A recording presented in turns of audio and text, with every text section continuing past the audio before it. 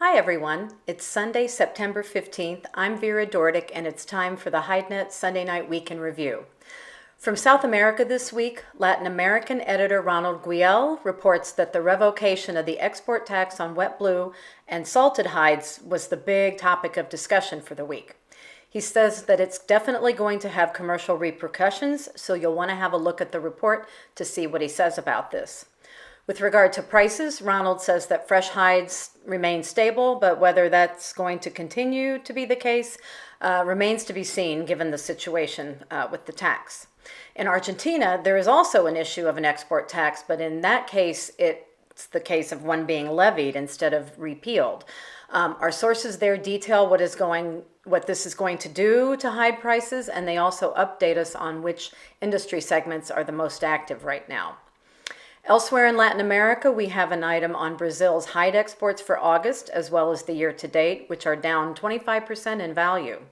We also cover the latest figures on Brazilian footwear exports, Guanajuato's business efforts with Chile, and the outlook on Paraguay's slaughter, among other topics.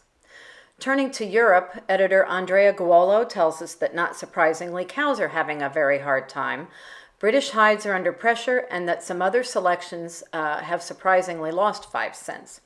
He also lays out his predictions for the various selections between now and Lineapel, which is just around the corner. And also this week, Andrea gives us the latest statistics on footwear manufacturing in Italy and takes an in-depth look at the changes and challenges for footwear in Europe. And last but not least, turning to the United States, prices were generally lower, with the exception of one selection that made some gains. Texas traded in low volume and at prices down $1 from last week.